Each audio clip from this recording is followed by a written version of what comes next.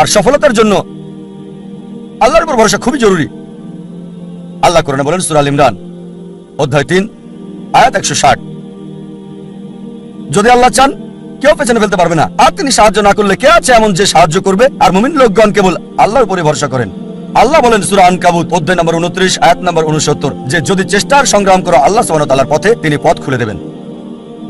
আল্লাহ আরো বলেন সূরা নাহাল অধ্যায় 17 আয়াত 43 এবং সূরা আম্বিয়া অধ্যায় 21 আয়াত 7, ফাসআলু আহলা যিকরি ইন কুনতুম লা তা'লামুন। যদি তোমরা না জানো তাকে জিজ্ঞেস করো যে জানে, তার কাছে যার জ্ঞান আছে। তাই সফলতার জন্য প্রথম আল্লাহর উপর ভরসা, দ্বিতীয় হচ্ছে চেষ্টা করা, সাধনা করা আল্লাহ সুবহানাহু ওয়া তাআলার পথে, তৃতীয় হচ্ছে যে জানে তাকে জিজ্ঞেস করা। পরিকল্পনাটাও জরুরি, গন্তব্য থাকাটাও জরুরি। আর আমরা যখন পড়ে দেখি ম্যানেজমেন্ট গুরু বই, অনেক গন্তব্য নির্ধারিত আর সেটা তারা দিয়েছে। তবে আমার কাছে সেরা প্ল্যানিং, সবচেয়ে সেরা গন্তব্য হচ্ছে ইসলামিক, ISLAMIC, আই এটা দিয়ে ইসলামিক। আপনার গন্তব্য আল্লাহ সুবহানাহু ওয়া তাআলা এবং নবী মুহাম্মদ সাল্লাল্লাহু আলাইহি সাল্লামের শিক্ষা অনুযায়ী হতে হবে। আপনার গন্তব্য কোরআন এবং সর্বশেষ এবং চূড়ান্ত বার্তাবাহক নবী মুহাম্মদ সাল্লাল্লাহু আলাইহি সাল্লামের হাদিসের অনুযায়ী হতে হবে। এটা ইসলামিক হতে হবে। এক নম্বর এস হচ্ছে লক্ষ্য নির্দিষ্ট হতে হবে, স্পেসিফিক হতে হবে, অস্পষ্ট হবে না। আরেকটা উদাহরণ দিচ্ছি। ধরেন একজন শিক্ষক ছাত্রদের ধনুবিদ্যা সম্পর্কে শিক্ষা দিচ্ছেন, আর ছাত্রদের বললেন যারা তীর চালানো শিখছিল, গাছের ডগায় বসা একটা পাখিকে নিশানা করছিল।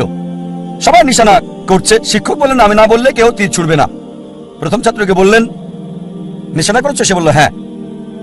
তুমি কি দেখছো? সে বলল বন দেখছি, গাছ দেখছি, পাখিটাকেও দেখছি। দ্বিতীয় ছাত্রকে বললেন তুমি কি দেখছো? সে বলল স্যার গাছটা দেখছি, গাছের ডাল দেখছি, আর পাখিটাকেও দেখছি। তৃতীয় ছাত্রকে বললেন তুমি কি দেখছো? সেই ছাত্র বলল আমি শুধু গাছের ডাল দেখছি আর পাখি আর পাখির চোখ। চতুর্থ ছাত্রকে বললেন তুমি কি দেখছো? সেই ছাত্র বলল স্যার আমি শুধু চোখ দেখছি আর অন্য কিছুই দেখছি না। শিক্ষক বললেন এবার তীর ছুড়ে দাও, আর তীরটা পাখিটার চোখে গিয়ে লাগলো। আপনার লক্ষ্য স্পেসিফিক হতে হবে, নির্দিষ্ট হতে হবে। কোনো ভ্রমণকারীর মতো হলে হবে না যার কোনো উদ্দেশ্য নেই, কুকুরটার মতো না যে গাড়ির পেছনে ছুটছে উদ্দেশ্য ছাড়া। তৃতীয় বিষয় এল দিয়ে বোঝাচ্ছে এটা লাভজনক হতে হবে। প্রথমত পরকালের জন্য লাভজনক হতে পারে আখিরাতে, আবার এটা আমাদের জন্য সমানভাবে লাভজনক হতে পারে এই পৃথিবীতেও, তবে গুরুত্ব হচ্ছে আখিরাত। আল্লাহ কোরআনে বলেন সূরা বাকারা অধ্যায় 2 আয়াত 201, রব্বানা আতিনা ফিদ দুনিয়া হাসানাতাও ওয়া ফিল আখিরাতি হাসানাতাও ওয়া কিনা আযাবান নার। হে আল্লাহ আমাদের কল্যাণ দাও দুনিয়া এবং আখিরাতের, আর দোজখের আগুন থেকে রক্ষা করো। সুতরাং লাভজনক হতে হবে, উপকার থাকতে হবে, প্রথমত পরকালের, তারপর এই দুনিয়া। তবে বেশি গুরুত্ব হচ্ছে আখিরাতের, তারপর দুনিয়ার। এমন যেন না হয় যে দুনিয়ার লাভ আখিরাতের লাভকে নষ্ট করে দেবে। চতুর্থ হচ্ছে এ দিয়ে তীক্ষ্ণ বোঝাবে, যথাযথ হতে হবে, সঠিক হতে হবে, লক্ষ্য সুতীক্ষ্ণ যথাযথ হবে। এম হচ্ছে পরিমাপ, লক্ষ্যটা পরিমাপযোগ্য হতে হবে, পরিমাপযোগ্য হতে হবে, নির্দিষ্ট হতে হবে।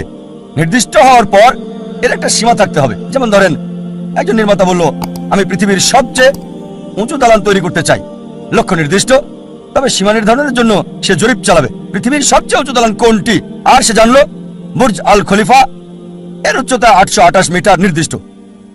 এখন তার লক্ষ্য হচ্ছে তাকে এমন দালান বানাতে হবে যেটার উচ্চতা 828 মিটার চেয়ে বেশি। এটা হচ্ছে নির্দিষ্ট আর পরিমাপযোগ্য।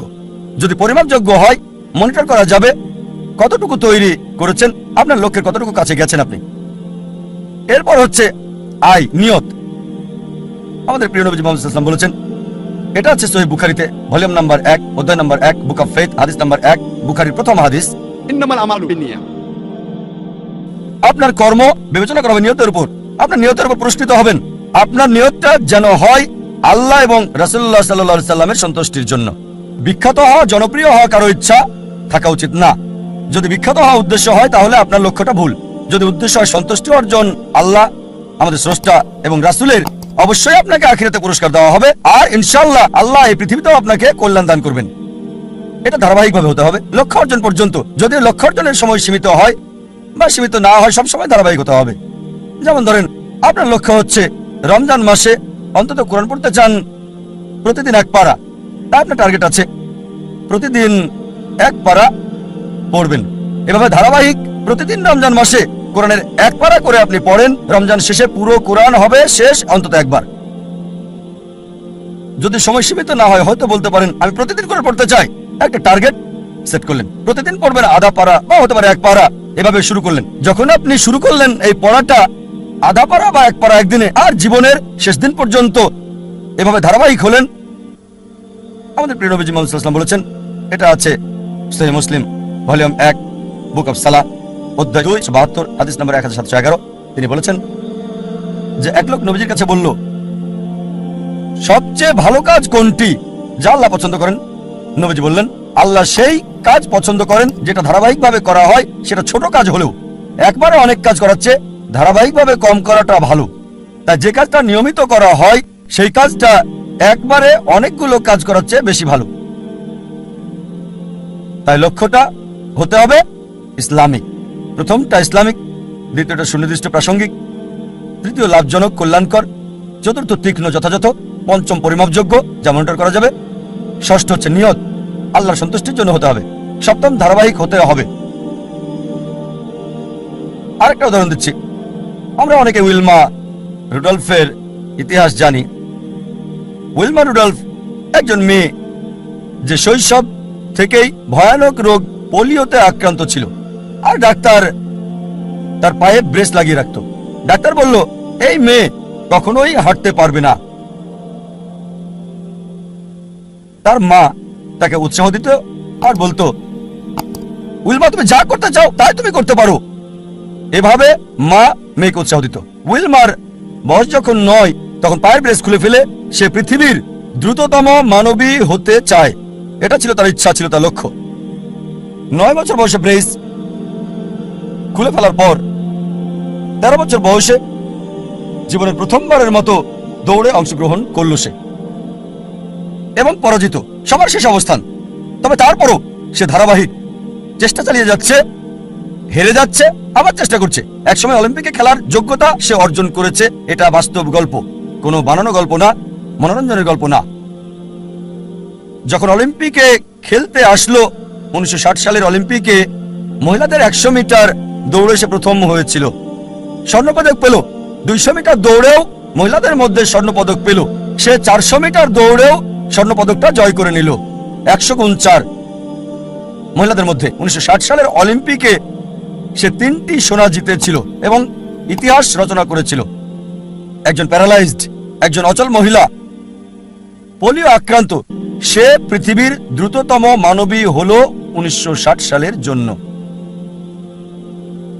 আমরা দেখলাম যে উইলমা লক্ষ্য স্থির করেছে। আর যদি ম্যানেজমেন্ট গ্রুপ বই পড়েন, এই বিষয়গুলো তাতে আছে। স্মার্ট গোল বইয়ে আছে, বিস্তারিত আমি বলছি না।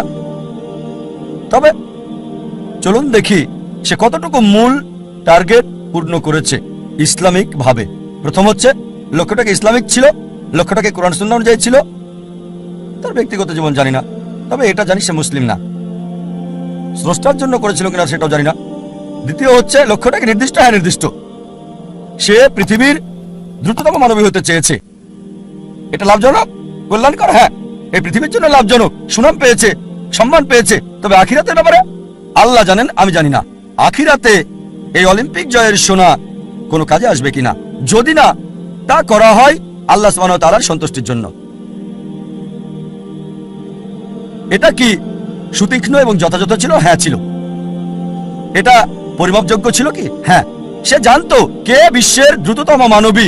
সময়টা হয়তো 9 সেকেন্ড, 10 সেকেন্ড বা 11 সেকেন্ড ছিল, পরিমাপযোগ্য ছিল। আর সে চর্চা করলো, লক্ষ্য অর্জন করলো। তারপর নিয়তটা কি ছিল? সুনাম অর্জন করা, অবশ্যই তা পেয়েছে। আল্লাহকে খুশি করা উদ্দেশ্য ছিল কিনা আমার সন্দেহ। তারপর ধারাবাহিকতা ছিল, হ্যাঁ ধারাবাহিক ছিল, নিয়মিত চর্চা করেছে, যদিও হেরেছে অনেকবার, জয় করলো পৃথিবীর দ্রুততম মানবী। আপনাদের আরেকটা উদাহরণ দিচ্ছি লক্ষ্য নির্ধারণের। ভিন্নতা দেখে একজন মানুষের উদাহরণটা বলছি আপনাদের। একজন মানুষ যার সম্বল ছিল সামান্য, কিন্তু তিনি লক্ষ্যের চূড়ায় পৌঁছেছেন। যে মানুষ, যে ব্যক্তিটি আমার জীবনকে বদলে দিয়েছেন, শরীরের ডাক্তার থেকে আত্মার ডাক্তার করেছেন, আমি নিশ্চিত আপনারা তাকে চেনেন। তিনি হচ্ছেন শেখ আহমেদ দিদাত। চলুন তার লক্ষ্য নির্ধারণ দেখি। শেখ আহমেদ দিদাত, যদি আপনারা তার জীবনী পড়েন তাহলে দেখবেন যে পড়ালেখা করেছেন 6ষ্ঠ শ্রেণী পর্যন্ত মাত্র। তার কারণ ছিল সাংসারিক অভাব, বাধ্য হয়ে পড়ালেখা ছেড়ে দেন তিনি। 6ষ্ঠ শ্রেণী পাশ করার পর লেখাপড়া ছাড়তে বাধ্য হলেন। সামান্য সম্বল নিয়ে নিজের দেশ ভারত জন্মস্থান ছেড়ে চলে গেলেন দক্ষিণ আফ্রিকায়। তিনি কাজ করতেন সেলসম্যানের, ফার্নিচারের দোকানে দোকানে ড্রাইভিংও করেছেন তিনি ইত্যাদি। আর দক্ষিণ আফ্রিকায় থাকাকালীন তিনি নিয়মিত খ্রিস্টান মিশনারিদের বিড়ম্বনার শিকার হতেন, যারা বলতো ইসলাম একটা অনুপযোগী ধর্ম, নির্দয় ধর্ম। তারা ইসলামকে আক্রমণ করত। আর যেহেতু হ্যারাসমেন্টের শিকার, তার মনে একটা ইচ্ছা আসলো, ইসলামের বিরুদ্ধে সব অভিযোগের আমি উত্তর দিতে চাই সেই সব খ্রিস্টান মিশনারিদের। এই খ্রিস্টান মিশনারিদের ইসলামের বিরুদ্ধে বলার উপযুক্ত জবাব দিতে চাই। চিন্তা করেন, 6ষ্ঠ শ্রেণী পর্যন্ত পড়া একজন মানুষ। তবে অবশ্যই আল্লাহর উপর ভরসা ছিল।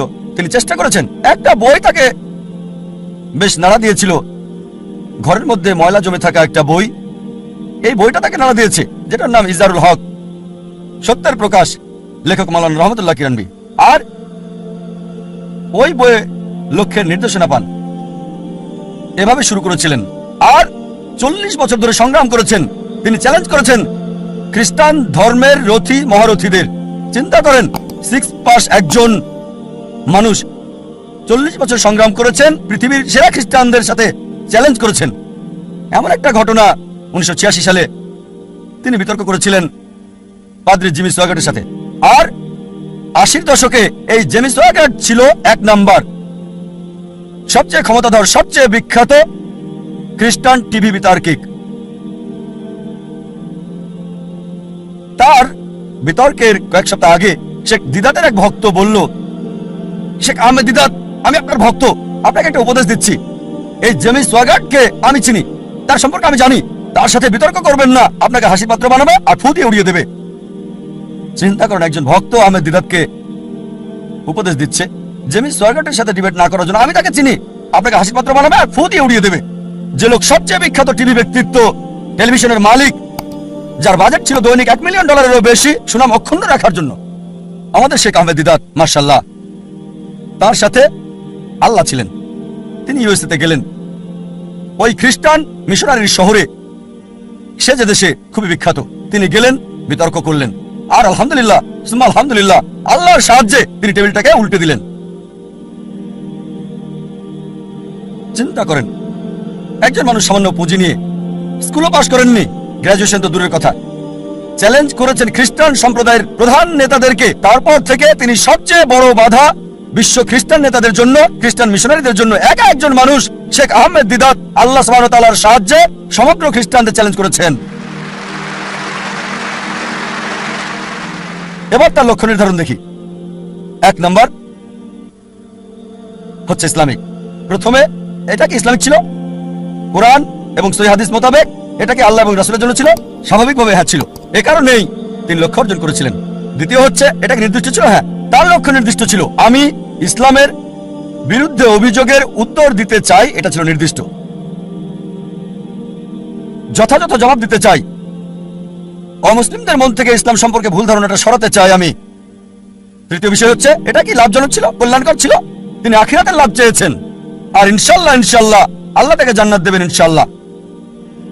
কিন্তু আখিরাতের কল্যাণের পাশাপাশি দুনিয়াতেও সম্মান পেয়েছেন।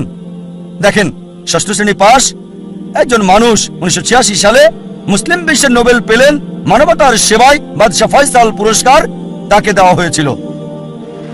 6ষ্ঠ শ্রেণী পাস লোক, তিনি পুরস্কারের জন্য করেননি, হয়তো পেয়েছেন $200, সেজন্য করেননি। পুরস্কারটা ছিল হয়তো স্বর্ণ, সেজন্য করেননি। তিনি বলেছেন আল্লাহ এবং রাসূলের জন্য। আল্লাহ আখিরাতে পুরস্কার দেবেন, এই দুনিয়াতেও লাভজনক।